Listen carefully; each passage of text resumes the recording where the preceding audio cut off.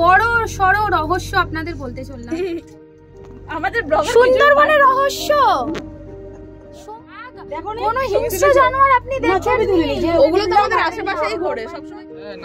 Hello friends, যাবো কোথাতে? আজকে আমরা চলে এসেছি সুন্দরবনে। তো স্টার্টিং থেকে শুরু করি। এটা ক্যানিং স্টেশনে আমরা পৌঁছে গেছি। আমাদের ট্রেনটা ছিল শিয়ালদা থেকে, সেখান থেকে আমরা ক্যানিংয়ে নেমেছি। এবার আমাদেরকে যেতে হবে আমাদের যে ট্রাভেলার, লোকনাথ ট্রাভেলার্স। এই দেখছেন দাঁড়িয়ে আছেন দাদা বোর্ড নিয়ে। এখানে সব আপনার অটো স্ট্যান্ড আছে। এই অটো স্ট্যান্ড থেকে গিয়ে আমাদেরকে আমাদের যে লোকনাথ ট্রাভেলার্সের যে অটোগুলো আছে বুক করা, সেখানে যেতে হবে। তো আমরা অটো পেয়ে গেছি, আবার বসে পড়েছি সবাই। এই যে আমাদের গ্রুপ, যারা সবাই যাচ্ছি সুন্দরবন ট্রেনে।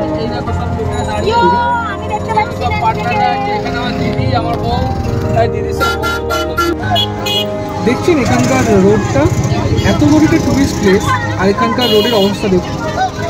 এত ছোট জায়গা যে গাড়ি ঠিক করে পাস করতে পারছে না। চলুন দেখি কি করে এটা বেরোয় এখান থেকে, কতক্ষণ লাগে।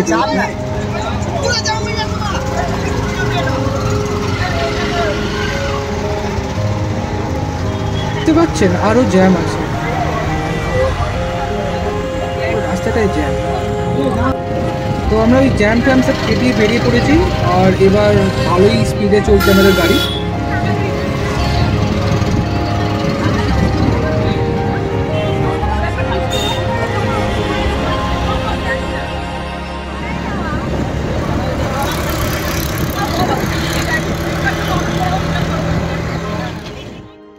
তো ফ্রেন্ডস, আমরা পৌঁছে গেছি এখন বোটে, যে বোটটা আমাদের জন্য রিজার্ভ করা হয়েছে ফ্রম লোকনাথ ট্রাভেলস। স্টেশনে নেমে ওখান থেকে অটো করে বোট অবধি আসতে খুব সময় লেগেছে 1.5 থেকে 2 ঘন্টা মতো। এই ফ্ল্যাগটা এবার এই বোটের উপর লাগানো হবে। তো গাইস দেখতে পাচ্ছেন আপনারা, এটা বড় নদী, যে নদীটা এসে এই নদীর সাথে মিলছে, ওই পারে নদীটা দেখা যাচ্ছে। আর যদি আপনি দেখেন, আমি আপনাকে জুম করে দেখাচ্ছি, ওখানে একটা বড় শিপ আছে। বেসিক্যালি এটা যেটা কার্গো শিপ হয়, আই গেস সেই শিপটা আছে। এই দূরে দেখতে পাচ্ছেন ওখানে দাঁড়িয়ে আছে একটা।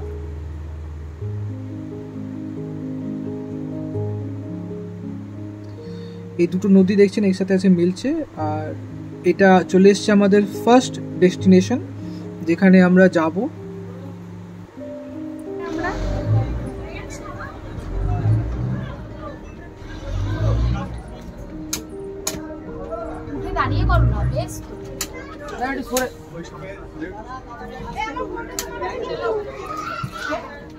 দেখতেই পাচ্ছেন জায়গাটা কিরকম একটা, মানে খুব সাবধানে নামতে হবে, নাহলে পা পিছলে গিয়ে নদীতে পড়বে মানুষ।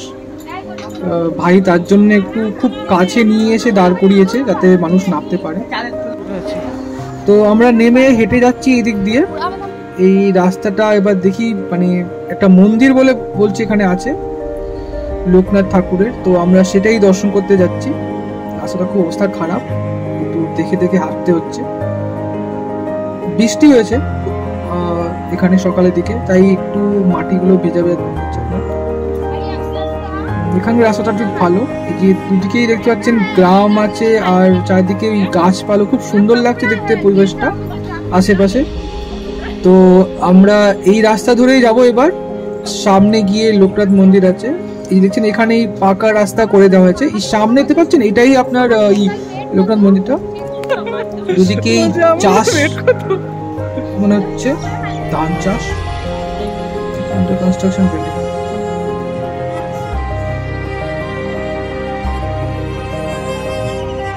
তো চলে এসছি আমরা মন্দিরের মধ্যে।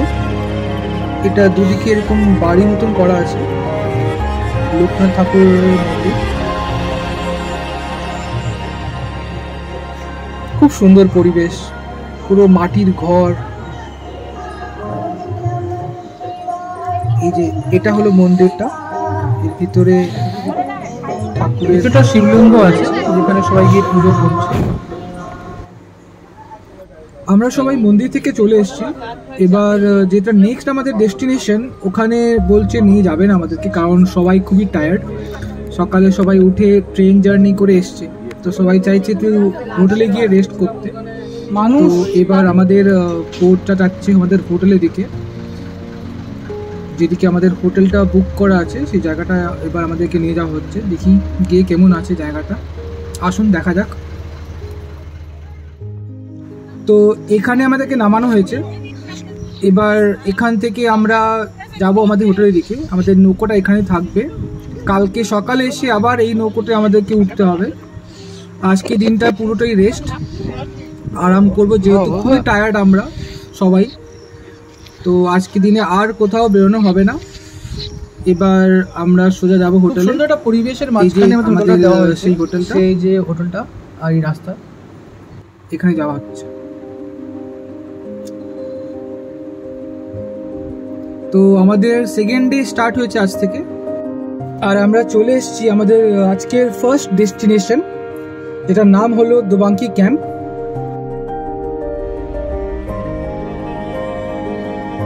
তো এখানে দেখতেই পাচ্ছেন সিঁড়ি দেখা যাচ্ছে, এই সিঁড়ি দিয়ে উঠে আমাদেরকে যেতে হবে। এই পুরো রাস্তাটা নাকি জঙ্গলের মাঝখানে, যেখানে হিংস্র জানোয়াররা মাঝে মধ্যে আসে।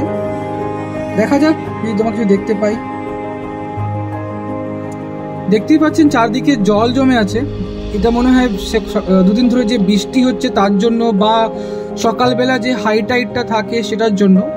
তো আশা খুব কমই আছে যে আমরা কোনো ওয়াইল্ড অ্যানিমাল দেখতে পাবো আজকে দিনে, তাও দেখি যদি কিছু দেখতে পাওয়া যায়। তো আমরা এখন একটা ভিউ পয়েন্টে আছি, যেখান থেকে খুব সুন্দর দৃশ্য দেখা যাচ্ছে। আর 4টা হরিণ আমরা দেখতে পেয়েছি যারা ওখানে বসে আছে। জানি না এত জুমে আপনারা ওটা দেখতে পাচ্ছেন কিনা। খুবই ডিসঅ্যাপয়েন্টেড হলাম, মানে এত হাঁটার পর যে একটা ওয়াইল্ড অ্যানিমাল দেখবো সেই যে এক্সপেকটেশনটা ওটাই ফুলফিল হয়নি। বাট ঠিক আছে, এই সুন্দর ভিউটাই এনজয় করি 4টা হরিণ দেখার পর।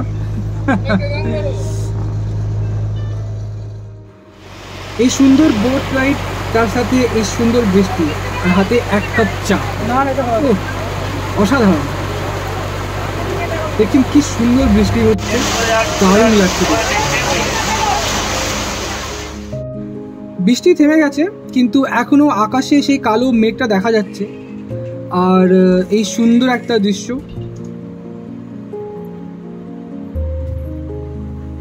এখন অবধি কোনো ওয়াইল্ড লাইফ দেখতে না পেয়েও কিন্তু এত সুন্দর একটা দৃশ্য দেখতে যা সুন্দর লাগছে, पैसा वसूल।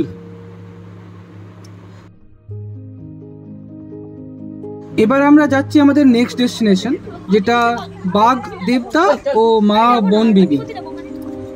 এখানে বেশি কিছু নয়, শুধু সব ধরনের গাছের এখানে একটা পার্ক বলতে পারেন আপনি। অনেক ধরনের গাছ রয়েছে, আর আস্তে আস্তে বৃষ্টি হচ্ছে বলে আমি মোবাইলটা বার করে রাখতে পারছি না, মোবাইলটা আমাকে রেখে দিতে হবে। এটা কি জায়গা?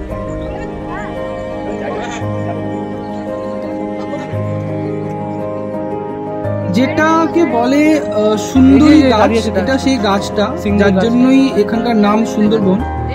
এই গাছটা নাকি এখানে সব জায়গায় পাওয়া যায়, আমি তো এই প্রথম দেখলাম। তো এবার আমরা সেখান থেকে বেরিয়ে এসেছি। এই সুন্দরবনের আসার মেন উদ্দেশ্য ছিল বাঘ দেখা বা একটা ছোট্ট ওয়াইল্ড অ্যানিমাল দেখতে পাওয়া, সেটা তো সুযোগ পেলাম না।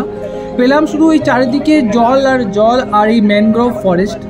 এবার স্নেহা আপনাদেরকে এই আমাদের সুন্দরবন ট্রিপের উপরে ছোট্টটা রিভিউ দেবে, আসুন দেখি। মাইকটা আগে নিলাম, অনেক একটা বড় সড় রহস্য আপনাদের বলতে চললাম। এই যেসব ছোট ছোট ব্লগার আছে না, তাদের কথা একদম শুনবেন না, তারা হচ্ছে মানুষদের বোকা বানায়। বোকা পেড প্রমোশন, যেটা আমরা এসেছি 3 দিনের জন্য দূর আনতে সুন্দরবন ঘুরতে। সুন্দরবনের নজরা দেখবেন আমাদের সুন্দরবনের রহস্য, সমুদ্র নদী বুঝতেই পারছি না কি চলছে। আশেপাশের মানুষরাও আছে। আমি এবারে বলছি আপনাদের, বলছি ওয়েট করুন, আমার বলার ছিল। দেখুন আমরা হাসছি ঠিকই, কিন্তু আমরা সতর্ক করছি, আপনারা শুনুন একবার। এইটা হচ্ছে সমুদ্র ঘুরছি আমরা, আজকে আমাদের সেকেন্ড দিন। ঠিক আছে, খাবার দাবার যেটা ছিল সেটা হচ্ছে আমরা সেই রুগী মানুষ হয়ে গেলে যেরকম পাতলা ঝোল দেয় না মারা বাড়িতে, ঠিক সেই রকম ভাবে আমরা ইলিশ খেয়েছিলাম। সর্ষে দেখা যায়নি কিন্তু ওটা দই ইলিশ ছিল। ওটা দই ইলিশ আচ্ছা ছিল। দই ইলিশ ছিল। দই আমি দই দেখতে পাইনি। হ্যাঁ মোটামুটি। চিংড়ি মাছের মালাইকারি খেয়েছেন তো? মালাইকারিটা কেমন খেতে হয়? এদিকে করে দাও। একদম ভালো না। আমি হাসছি কিন্তু কান্না পাচ্ছে। অনেক কষ্ট করে হাসতে হচ্ছে। আমরা এখানে কিভাবে টাইম পাস করছি যেটাকে বলে, মানে ব্যাপারটা অনেক কষ্ট করে হাসতে অনেক হচ্ছে। কষ্ট করে। ব্যাপারটা হচ্ছে আমরা এখানটায় কিভাবে টাইম পাস করছি, আমাদের টাইম পাসের একটাই কারণ, সবাই সবার পিছনে কাটি করে করে নিজেদের টাইম পাস করছি। আমরা এসেছিলাম বন্ধুরা, স্বাভাবিক আমাদের জন্য এনারা এন্টারটেইন হচ্ছে, ওরা আমাদেরকে কিছু করছে না। যদি আপনি দেখতে না ছৌ নাচটা কেমন, ছৌ নাচ না, ডান্সটা ঝুমুর নাচ, ঝুমুর নাচ। ওটা ভালোই ঝুমুর নাচ, ডান্স দিয়ে ডান্সটা বেশি ভালো। ঝুমুর নাচ, নাচের মধ্যে মহিলাগুলো যখন নাচে না, এরকম এরকম করে মুখ বানিয়ে নাচে, মুখ বানিয়ে নাচে, ডান্সের জন্য নয় কিন্তু মুখ বানিয়ে নাচে। খাবার দাবার তো প্রথম দিনেরটা ঠিকঠাকই লাগেনি আমার। আজকে আমি খেয়েছি মুড়ি আর কাঠি। আচ্ছা ঠিক আছে, 1 মিনিট। ভালো ছিল। চানা মশলা। চানা মশলা। একটা কথা বলে দিচ্ছি, সেকেন্ড দিন যেটা হলো এটা হচ্ছে আমাদের হাফ দিন কেটেছে এখনো পর্যন্ত। একটা জিনিসই দেখেছি আরো, শুধুমাত্র আমরা দেখেছি ওয়াচ টাওয়ারে গিয়ে কি দেখেছি বলুন তো, আর হচ্ছে কাঁকড়া দেখেছি কালো, আবার কি দেখেছি বক না, সারস। শামুকগুলো দেখো না, একটা বড় শামুক দেখেছি, এটা বেশি ইম্পর্টেন্ট। আর বাঘটা উঠতেই বাঘ কোন হিংস্র জানোয়ার আপনি দেখেন? ওগুলো তো আমাদের আশেপাশেই ঘোরে, সবসময় দেখি। আজকে খাবারের মেনুতে কিন্তু ইলিশ আর ভেটকি দুটোই আছে। এর স্বাদটা খেয়ে দে আমি আপনাকে নেক্সট ডে আপনাদেরকে। তো বন্ধুরা, আমাদের সুন্দরবন ট্রিপের রেকর্ডিংটা এই অবধি ছিল, কারণ এরপর সেকেন্ড ডে বিকেল থেকে পরের দিন থার্ড ডে অবধি আমার শরীরটা খুবই খারাপ ছিল, এই কারণে আমি রেকর্ডিংটা করতে পারিনি আর কি। বাট একটা জিনিস আপনাদের বলতে চাইবো যে এই যে সুন্দরবন ট্রিপের এই যে ইলিশ উৎসব জিনিসটা, এটা ওদের জন্যই ভালো যারা খেতে পছন্দ করে। এমনি যদি আপনি সুন্দরবন ঘুরতে চান তাহলে আপনি শীতকালে এসে, মানে নভেম্বর আর ডিসেম্বর মাসে এলে আপনি আশা করি ওয়াইল্ড অ্যানিমালসদের অ্যাটলিস্ট দেখতে পাবেন।